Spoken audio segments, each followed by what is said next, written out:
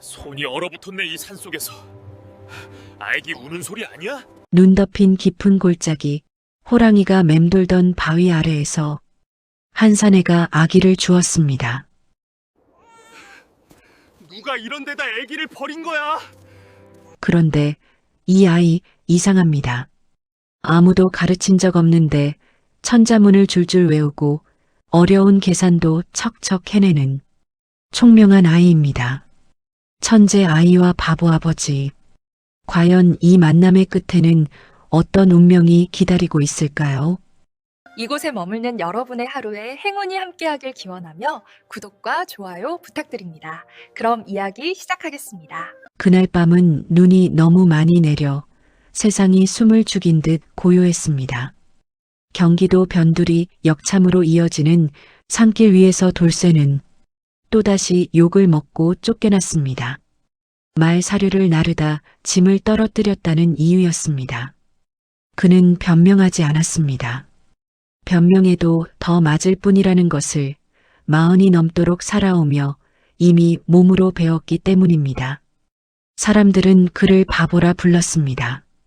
글도 모르고 셈도 느리고 말기도 둔한 사내. 하지만 돌쇠는 스스로를 바보라 생각해 본 적은 없었습니다. 그저 세상이 너무 빨라 따라가지 못했을 뿐이었습니다. 그는 얻어맞은 어깨를 움켜쥐고 산으로 올랐습니다.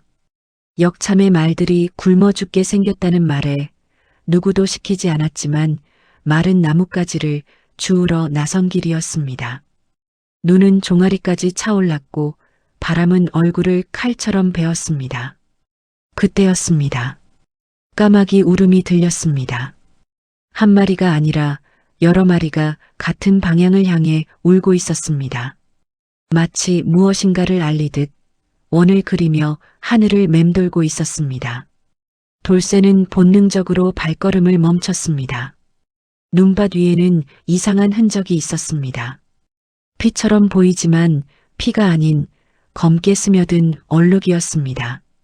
그리고 그 주위를 빙 둘러싼 거대한 발자국, 호랑이의 발자국이었습니다. 이런 곳에 왜? 돌쇠는 도망치지 않았습니다. 사람들은 그를 바보라 했지만 그는 위험 앞에서 늘 그렇게 멈췄습니다. 도망치지 않는 것이 용기인지 미련인지조차 알지 못한 채 말입니다. 바위 틈에서 소리가 났습니다. 처음에는 바람 소리인 줄 알았습니다. 그러나 다시 들으니 분명했습니다. 아기의 울음소리였습니다. 돌쇠는 떨리는 손으로 바위 틈을 들여다보았습니다. 그 순간 심장이 멎는 줄 알았습니다. 강보에 쌓인 갓난아이였습니다. 그런데 아이의 앞을 가로막고 한 마리 호랑이가 앉아 있었습니다. 호랑이의 눈이 번뜩이더니 노란 불빛이 어둠 속에서 살아 움직이는 듯 했습니다. 돌쇠는 무릎이 풀렸지만 물러서지 않았습니다. 아이의 울음이 점점 약해지고 있었기 때문입니다. 그때 호랑이가 으르렁거리며 일어섰습니다. 돌쇠는 죽음을 각오했습니다. 그러나 호랑이는 돌쇠를 향해 달려들지 않았습니다. 대신 발로 눈을 긁어 바위 아래 길을 만들고는 깊은 숲속으로 사라졌습니다. 마치 길을 가르쳐 준 것처럼 말입니다. 돌쇠는 그 자리에 주저앉았습니다. 그리고 그제야 깨달았습니다. 이 아이를 두고 가면 오늘 밤 이 산에서 죽는 것은 아이가 아니라 자기라는 사실을 말입니다. 그는 겉옷을 벗어 아이를 품에 감쌌습니다. 아이의 몸은 얼음장처럼 차가웠습니다. 돌쇠는 아이를 가슴에 밀착시키고 중얼거렸습니다. 걱정 마라. 나는 바보라서 그런지 이걸 그냥 두고는 못 가겠다. 아이의 울음이 잦아들었습니다. 돌쇠의 심장 소리를 들은 듯 아이는 작은 손으로 그의 옷자락을 움켜쥐었습니다.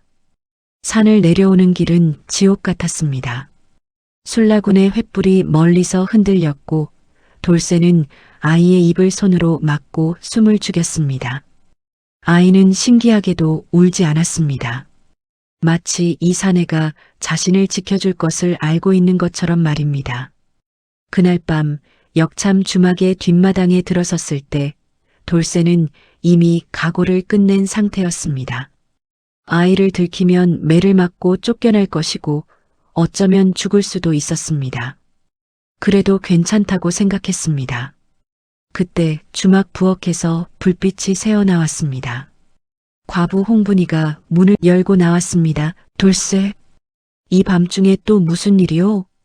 그녀의 말은 거기서 멈췄습니다. 돌쇠의 품에서 아기 얼굴이 보였기 때문입니다. 당신 제정신이오? 홍분이는 소리쳤습니다. 그러나 그 소리는 분노라기보다 공포에 가까웠습니다. 돌쇠는 아무 말도 하지 못했습니다. 그저 고개를 숙였습니다. 잠시 후 아이가 작게 울음을 터뜨렸습니다. 홍분이의 얼굴이 변했습니다. 그녀는 아이를 내려다보더니 길게 한숨을 내쉬었습니다. 이건 하늘이 사람을 시험하는 꼴이로군. 그날 밤 홍분이는 아무 말 없이 부엌으로 들어가 미음을 끓였습니다. 그리고 조용히 말했습니다. 들키면 당신 혼자 죽는 겁니다. 나는 모르는 일이오. 그러나 그녀는 끝내 문을 닫지 않았습니다. 그날 밤 돌쇠는 처음으로 잠들지 못했습니다. 아이의 숨결을 느끼며 가슴속에서 알 수 없는 두려움과 따뜻함이 동시에 자라나고 있음을 느꼈기 때문입니다. 그는 몰랐습니다. 이 밤이 자신의 인생을 바꾸는 시작이 될 줄을, 그리고 이 아이가 훗날 나라의 운명까지 흔들게 될 존재라는 사실을. 산 위에서 다시 한번 호랑이 울음이 울렸습니다. 마치 모든 것을 지켜보고 있다는 듯이 말입니다. 아이를 품에 안은 채 밤을 넘긴 것은 돌쇠의 인생에서 처음 있는 일이었습니다. 그는 한 번도 누군가를 지켜야 한다고 생각하며 잠든 적이 없었습니다. 늘 살아남기 바빴고 맞지 않기 위해 고개를 숙이기 바빴기 때문이죠. 그날 이후 돌쇠는 밤마다 아이의 숨소리를 확인하며 잠을 설쳤습니다.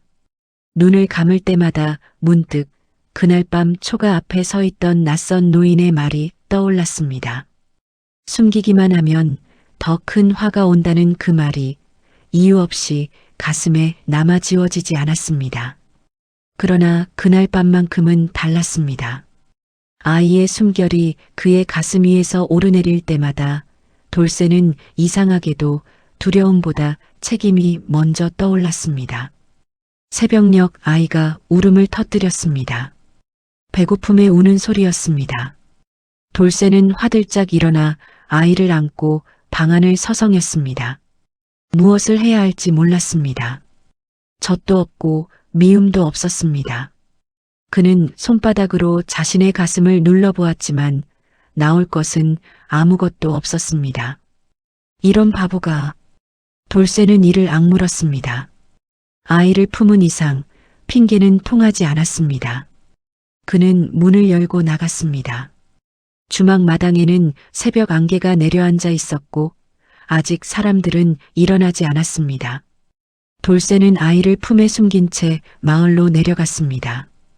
가장 먼저 떠오른 것은 젖동량이었습니다.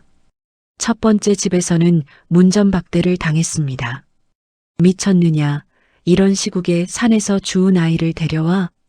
두 번째 집에서는 문이 열렸지만 안에서 돌이 날아왔습니다. 재수없게 왜 우리 집 문턱을 밟아? 돌쇠는 맞고 넘어지고 다시 일어났습니다. 아이는 신기하게도 울지 않았습니다. 마치 이 사내의 마음을 알고 있는 것처럼 작은 숨만 고르게 내쉬고 있었습니다. 세 번째 집 앞에서 돌쇠는 무릎을 꿇었습니다. 땅이 차가웠고 눈이 젖은 바지를 파고들었습니다. 그는 이마를 땅에 대고 말했습니다. 제발 조금만 주십시오. 아이가 죽습니다. 한참 후 문이 열렸습니다. 갓 아이를 낳은 젊은 여인이 문틈으로 얼굴을 내밀었습니다. 그녀는 돌쇠의 꼴을 보고 놀랐고 품 안의 아이를 보고는 더 놀랐습니다. 이런. 그녀는 말없이 안으로 들어갔다가 잠시 후 젖이 담긴 그릇을 내밀었습니다. 돌쇠는 연신 고개를 조아렸습니다. 고맙다는 말밖에는 할 수 있는 것이 없었습니다.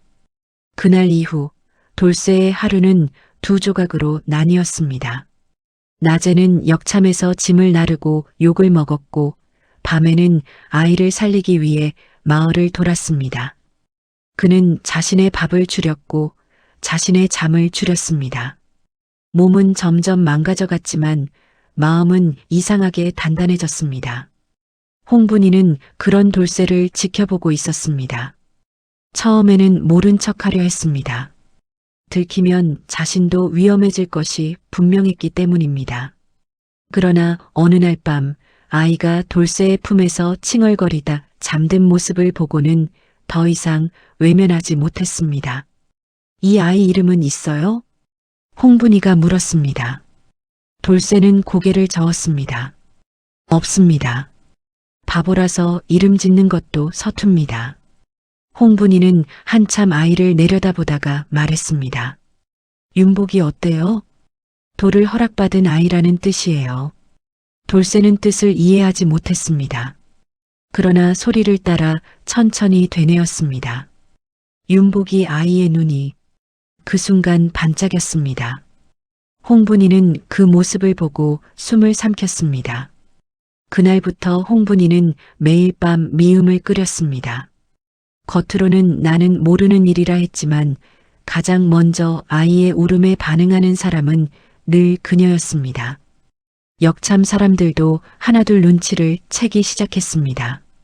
하지만 누구도 아이를 내쫓지 않았습니다. 모두들 알고 있었기 때문입니다. 저 바보 같은 사내가 아이를 위해 무엇이든 할 사람이라는 것을 말입니다. 어느 날 밤 돌쇠는 아이를 안고 마당을 돌다 문득 멈췄습니다. 아이의 눈이 자신을 똑바로 바라보고 있었기 때문입니다. 왜 그러느냐? 그는 아이에게 말을 걸었습니다. 대답이 올 리 없다는 것을 알면서도 말입니다. 그런데 그때 아이의 입이 움직였습니다. 아! 돌쇠는 숨을 멈췄습니다. 아버지! 그 말은 분명하지 않았지만 돌쇠에게는 그렇게 들렸습니다. 그는 그대로 주저앉아 아이를 끌어안았습니다. 눈물이 멈추지 않았습니다. 평생 누군가에게 불린 적 없는 호칭이 이렇게 가슴을 찢을 줄은 몰랐습니다. 그래, 내가 아비다. 그날 이후 돌쇠는 더 이상 자신을 바보라 부르지 않았습니다. 아버지에게 바보란 이름은 어울리지 않는다고 생각했기 때문입니다. 하지만 세상은 그를 가만두지 않았습니다. 아이의 울음소리가 잦아질수록 사람들의 시선은 날카로워졌습니다. 역참의 낯선 사내가 들이닥쳤습니다. 악덕 포도청 출신 백도훈이었습니다. 그는 눈빛이 매서웠고 냄새를 맡듯 사람을 살폈습니다. 요즘 이 근방에 이상한 소문이 돈다더군. 그의 시선이 돌쇠에게 잠시 머물렀습니다. 산에서 아이를 주었다지? 돌쇠는 아무 말도 하지 않았습니다. 그저 고개를 숙였습니다. 백도훈은 그 모습을 보고 비웃듯 웃었습니다. 바보는 바보답게 오래 숨기지는 못할 것이야. 그날 밤 돌쇠는 잠들지 못했습니다. 아이를 끌어안은 채 산 위를 바라보았습니다. 그때 멀리서 호랑이 울음이 들려왔습니다. 낮고 길게 마치 경고처럼 울리는 소리였습니다. 돌쇠는 아이의 등을 더 세게 끌어안았습니다. 아직은 몰랐습니다. 이 울음이 다가올 피바람의 전조라는 것을 말입니다. 윤복이 5살이 되던 해 역참의 공기는 눈에 띄게 달라졌습니다. 사람들의 시선이 달라졌고 수군거림이 잦아졌습니다. 처음에는 단순한 호기심이었지만 곧 경계로 바뀌었습니다. 아이가 보통 아이가 아니라는 사실이 숨길 수 없을 만큼 드러나기 시작했기 때문입니다. 사건은 아주 사소한 일에서 시작되었습니다. 주막 주인이 계산을 하다 실수를 했고 손님과 언성을 높이던 중이었습니다. 그때 마루 끝에서 놀고 있던 윤복이 조용히 다가와 엽전을 가리켰습니다. 주인 아저씨, 셋이서 나눈 게 아니라 넷이서 나누셨어야 합니다. 사람들이 웃었습니다. 5살 아이가 무슨 소리를 하느냐는 반응이었습니다. 그러나 주인이 다시 엽전을 세어보자 윤복의 말이 맞았습니다. 한 잎이 남아 있었습니다. 순간 웃음은 먹고 침묵이 흘렀습니다. 그날 이후 윤복은 계산하는 아이로 불리기 시작했습니다. 며칠 뒤에는 더 큰 일이 벌어졌습니다. 역참 말들이 연달아 쓰러졌습니다. 수인은 원인을 몰랐고 사람들은 불길한 징조라며 수군댔습니다. 그때 윤복이 말했습니다. 오늘 밤에 바람이 바뀝니다. 물을 조금만 더 준비해 두세요. 아무도 믿지 않았습니다. 그러나 그날 밤 북쪽에서 차가운 바람이 불어왔고 새벽녘에 비가 내렸습니다. 말들은 살아났고 사람들은 아이를 다시 보게 되었습니다. 저 아이 뭔가 있다. 돌쇠는 그 말을 들을 때마다 가슴이 철렁 내려앉았습니다. 기쁘면서도 두려웠습니다. 아이의 재능은 빛이었지만 이 세상에서는 빛이 늘 화를 부른다는 사실을 그는 본능적으로 알고 있었습니다. 결정적인 날은 서당 앞에서 찾아왔습니다. 역참 근처에 자리한 작은 서당에서 훈장이 천자문을 읽고 있었습니다. 안대감의 손자 도련님은 책상 앞에서 하품만 하고 있었고 글자는 머릿속에 들어가지 않는 듯 했습니다. 윤복은 책가방을 들고 서당 문 밖에 서 있었습니다. 들어갈 수 없는 자리였습니다. 그러나 그는 귀를 기울였습니다. 단 한 번 훈장이 읽는 소리를 들었을 뿐이었습니다. 그날 저녁 윤복은 마당에 앉아 나뭇가지로 글자를 그렸습니다. 하늘 천, 땅 지. 이어지는 글자들이 끊기지 않고 흘러나왔습니다. 이를 본 홍분이는 숨을 삼켰고 돌쇠는 말문이 막혔습니다. 며칠 뒤 훈장이 우연히 그 장면을 보았습니다. 아이에게 시험을 해보겠다며 불러세웠고 윤복은 천자문을 처음부터 끝까지 막힘없이 외웠습니다. 훈장의 손이 떨렸습니다. 이 아이는 가르침을 받은 것이 아니라 듣는 법을 아는 아이로구나. 그날 밤 서당 뒤뜰에서 한 노인이 윤복을 기다리고 있었습니다. 수염이 희끗한 사내 정사원이었습니다. 그는 사화로 벼슬을 잃고 산으로 숨어든 선비였습니다. 돌을 보아라. 정사원은 윤복에게 돌 하나를 내밀었습니다. 그늘이 북으로 누우면 무엇을 뜻하느냐? 윤복은 잠시 생각하다 답했습니다. 해가 기울고 바람이 바뀝니다. 비가 올 때입니다. 정사원은 그 자리에서 고개를 숙였습니다. 그는 아이의 재능보다 아이가 세상을 바라보는 눈을 알아보았습니다. 그러나 그날 밤 돌쇠는 무릎을 꿇고 간청해야 했습니다. 이 아이를 가르치면 우리가 죽을지도 모릅니다. 정사원은 오래 침묵하다 말했습니다. 그래서 가르치려 합니다. 숨기면 죽고 밝히면 더 위험합니다. 다만 올바로 키우면 세상이 이 아이를 숨겨줄 수도 있습니다. 그 선택은 곧바로 재앙의 문을 열었습니다. 서당 훈장은 주막에서 술에 취해 말했습니다. 천재가 있다네. 산에서 주운 아이인데 사서삼경을 한 번에 외운다네. 그 자리에 낯선 사내가 앉아 있었습니다. 백도훈이었습니다. 그는 술잔을 내려놓고 조용히 웃었습니다. 며칠 뒤 한양으로 급보가 올라갔습니다. 최진사의 집무실에서 보고가 이루어졌습니다. 신동이 있습니다. 나이는 어려 보이나 사화 당시 사라진 아이와 나이가 비슷합니다. 최진사의 눈빛이 차갑게 식었습니다. 씨는 반드시 뿌리를 뽑아야 한다. 그 무렵 홍분이는 윤복의 옷을 기워주다 이상한 것을 발견했습니다. 누더기 안쪽에 숨겨진 작은 부적과 반지, 그리고 접힌 쪽지 한 장이었습니다. 먹으로 그린 원형 문양이 선명했습니다. 그를 모르는 홍분이는 돌쇠를 불렀고 돌쇠는 윤복에게 내밀었습니다. 이게 뭐냐? 윤복은 쪽지를 펼쳤습니다. 그리고 읽었습니다. 신축년 억울한 누명으로 죽음을 맞이하며 내 아들 윤복을 살려다오. 그 순간 바람이 불었습니다. 촛불이 꺼졌고 문이 덜컹거렸습니다. 정사원의 말이 떠올랐습니다. 밤에 진짜 이름을 부르지 말라는 금기였습니다. 홍분이는 아이를 끌어안았습니다. 돌쇠의 얼굴은 하얗게 질렸습니다. 그날 밤 산 위에서 호랑이 울음이 다시 울렸습니다.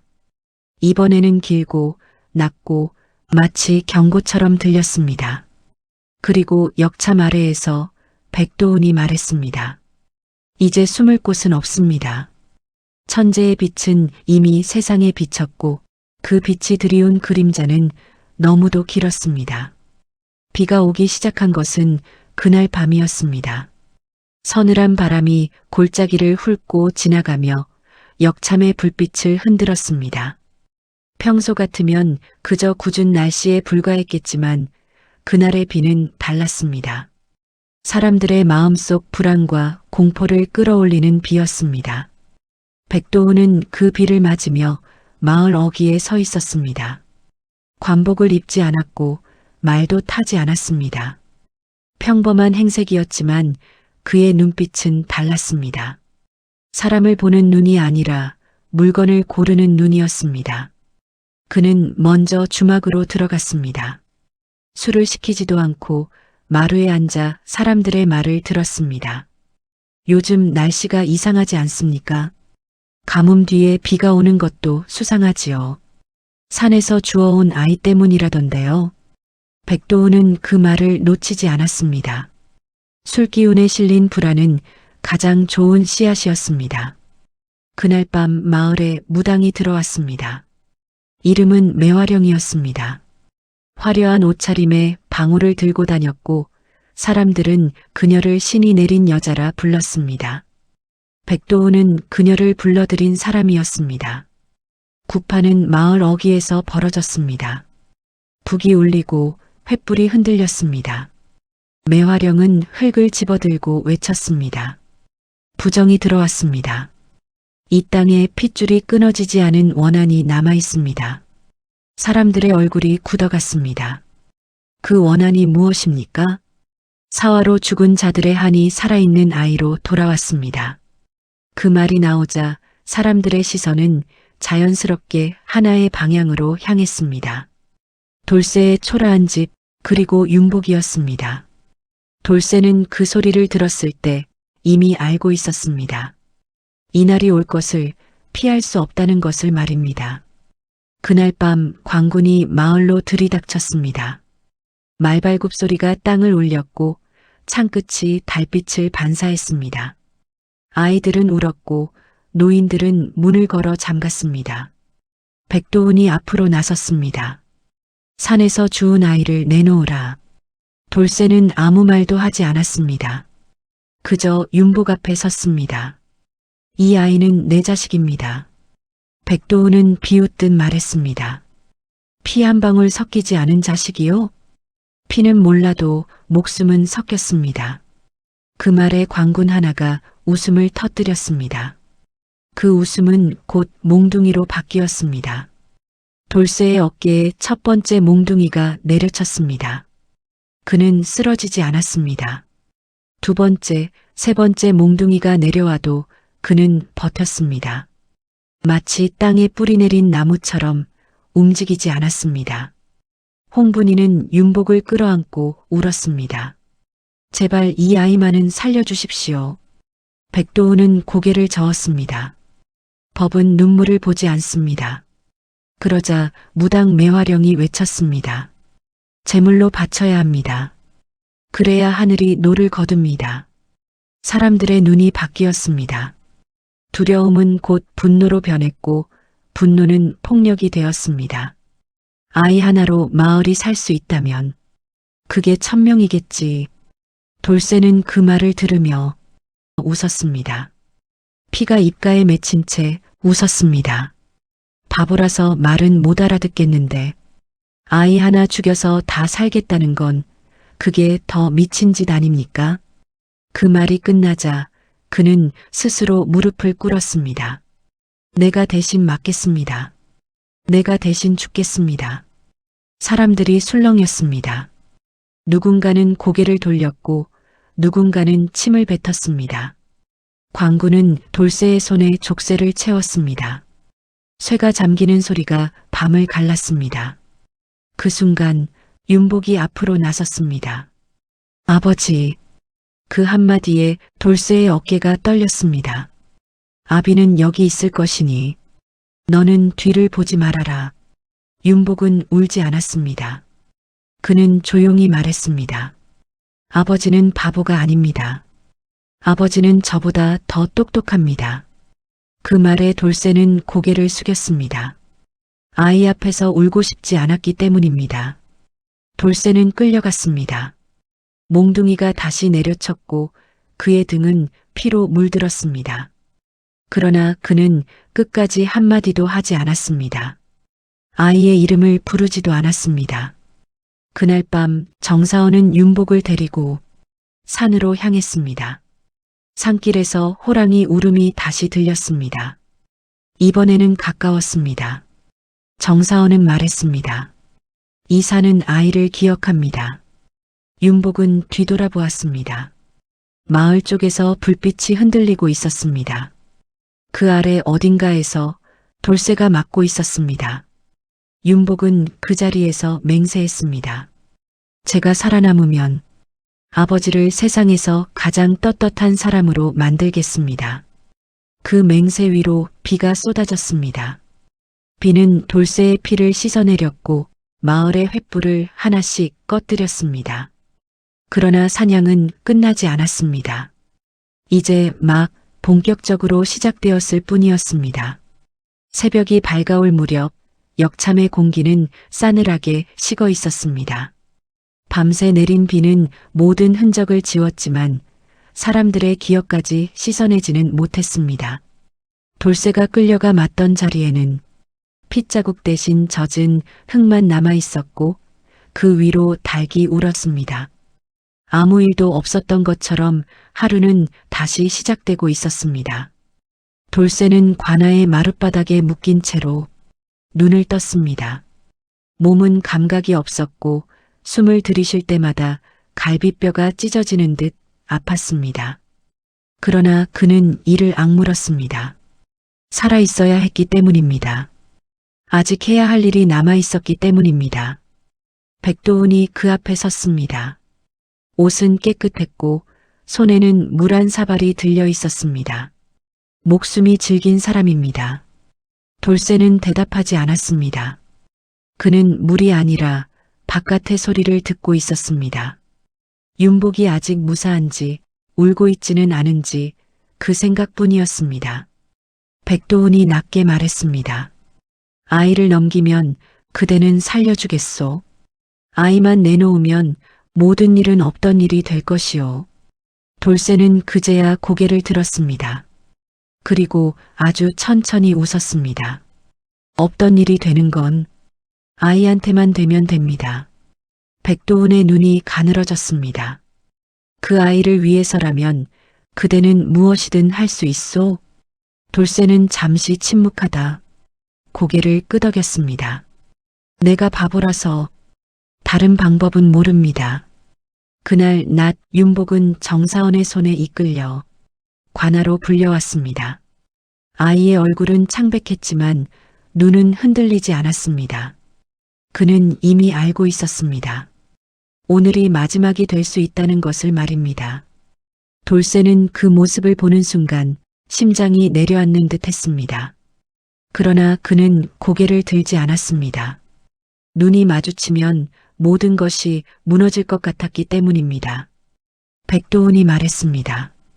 이 아이가 정말 당신 자식이요? 돌쇠는 숨을 크게 들이마셨습니다. 그리고 평생 하지 않았던 말을 입에 올렸습니다. 아닙니다. 그 한마디에 방 안의 공기가 얼어붙었습니다. 윤복의 눈이 커졌습니다. 아버지, 돌쇠는 아이를 보지 않았습니다. 바닥만 바라보며 말을 이었습니다. 주워다 키웠습니다. 불쌍해서 데리고 있었을 뿐입니다.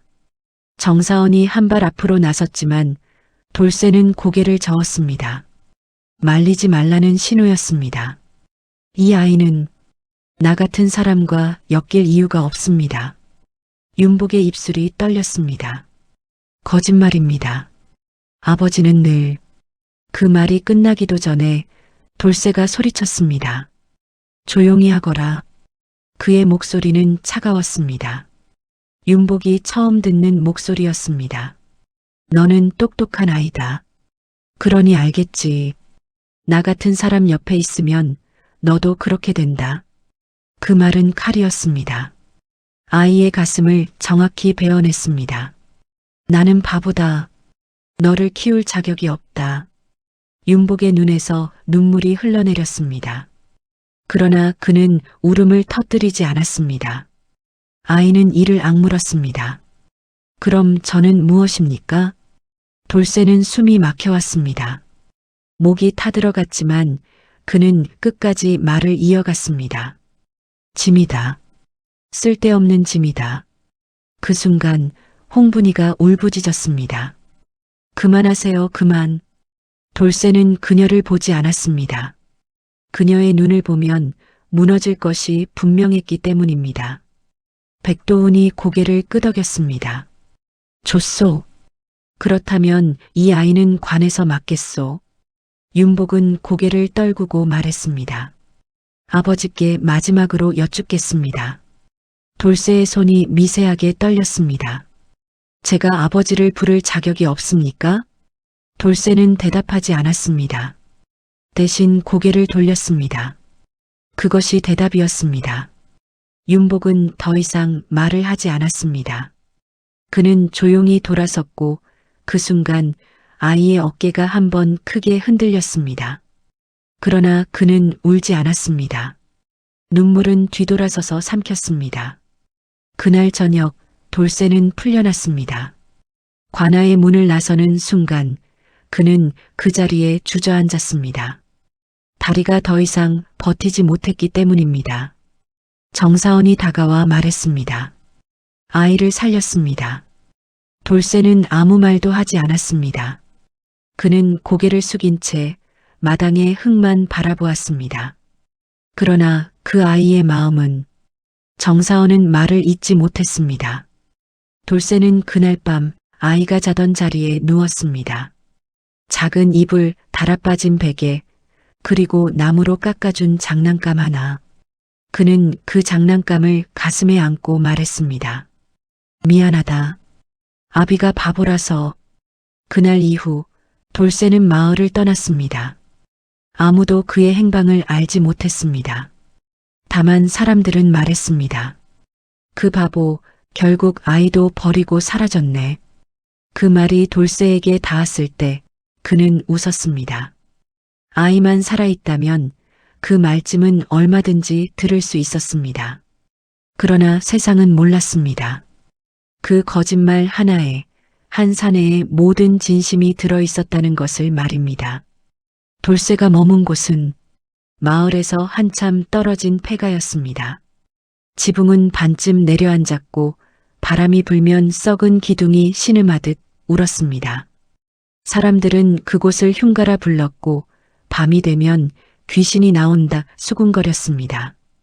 그러나 돌쇠에게 그곳은 마지막으로 숨을 붙일 수 있는 자리였습니다. 돌쇠는 그곳에서 하루하루를 버텼습니다. 몸은 예전 같지 않았습니다. 관아에서 맞은 매질은 속병이 되었고 비 오는 날이면 허리가 굽어 펴지지 않았습니다. 기침을 할 때마다 가슴 깊은 곳에서 피맛이 올라왔습니다. 하지만 그는 약을 구하지도 사람을 찾지도 않았습니다. 살아야 할 이유가 하나뿐이었기 때문입니다. 윤복이 살아있다는 사실, 그것 하나로 그는 하루를 견뎠습니다. 돌쇠는 폐가 앞 작은 텃밭을 일구었습니다. 씨를 뿌리고 물을 주고 싹이 나는 것을 보며 혼잣말을 했습니다. 저놈도 잘 크겠지. 그가 말하는 저놈은 늘 윤복이었습니다. 아이의 얼굴은 해가 갈수록 또렷해졌지만 꿈속에서만 만날 수 있었습니다. 밤이면 돌쇠는 나무 기둥에 등을 기대고 앉아 옛일을 떠올렸습니다. 아이가 처음 아버지라 부르던 날, 천자문을 흙바닥에 쓰던 작은 손, 비를 맞으며 자신을 감싸 안던 그 어린 어깨. 그 기억들은 칼날처럼 아팠지만 동시에 숨을 쉬게 했습니다. 바보라도 좋다. 내가 잘 산다면. 그 말이 돌쇠의 기도였습니다. 세월은 그렇게 흘렀습니다. 사람들은 돌쇠를 완전히 잊었습니다. 바보 머슴, 아이를 버리고 사라진 사내. 그 정도로만 남았습니다. 그러던 어느 봄날이었습니다. 폐가 앞 매화나무에 꽃이 피었고 돌쇠는 그 나무 아래 앉아 있었습니다. 숨이 가빴고 손은 떨렸습니다. 그는 느꼈습니다. 오래 버티지 못하리라는 것을. 그때 멀리서 말발굽 소리가 들려왔습니다. 조용했지만 단정한 행렬이었습니다. 검은 갓, 수수한 관복, 허리에 찬 마패, 암행어사였습니다. 돌쇠는 고개를 들 힘도 없었습니다. 그저 생각했습니다. 이제 끝이구나. 그런데 말에서 내린 젊은 사내가 폐가를 향해 걸어왔습니다. 그는 천천히 그러나 한치의 망설임도 없이 다가왔습니다. 그리고 돌쇠 앞에 무릎을 꿇었습니다. 아버지. 그 한마디에 돌쇠의 세상이 멈췄습니다. 뭐라 했느냐? 돌쇠의 목소리는 바람보다도 약했습니다. 사내는 고개를 들었습니다. 갓을 벗자 익숙한 눈매가 드러났습니다. 어릴 적과 달리 단단해졌지만 분명 윤복이었습니다. 소자 윤복입니다. 암행어사로 임명을 받고 아버지를 찾으러 왔습니다. 돌쇠의 눈에서 눈물이 흘렀습니다. 그러나 그는 고개를 저었습니다. 나는 내 아비가 아니다. 그때 분명히 말했다. 윤복은 미소 지었습니다. 그리고 조용히 말했습니다. 그날의 말은 모두 거짓말이었습니다. 소자는 다 알고 있었습니다. 돌쇠의 어깨가 크게 떨렸습니다. 아버지는 저를 살리기 위해 스스로를 버리셨습니다. 바보가 아니라 가장 용감한 분이셨습니다. 도윤은 돌쇠의 손을 잡았습니다. 거칠고 굳은 살이 박힌 손이었습니다. 그러나 그 손은 여전히 따뜻했습니다. 이제는 제가 아버지를 지키겠습니다. 그 순간 폐가 뒤편에서 발소리가 들렸습니다. 홍분이었습니다. 세월이 흘렀지만 그녀의 눈빛은 변하지 않았습니다. 그녀는 돌쇠를 보자마자 울음을 터뜨렸습니다. 살아계셨군요. 이 사람 살아있었어요. 홍부는 돌쇠의 옆에 앉아 그의 등을 감싸 안았습니다. 돌쇠는 아무 말도 하지 못했습니다. 그저 두 사람의 온기를 느끼며 숨을 쉬었습니다. 며칠 뒤 세 사람은 마을로 돌아왔습니다. 윤복은 신분을 드러내지 않았습니다. 그저 먼 친척이라 소개했습니다. 작은 집을 고쳐 살기 시작했습니다. 아침에는 홍분이 밥을 짓고 돌쇠는 마당을 쓸었습니다. 윤복은 서류를 펼쳐 백성들의 억울함을 살폈습니다. 낮에는 함께 장을 보러 나갔고 저녁이면 셋이 마루에 앉아 달을 보았습니다.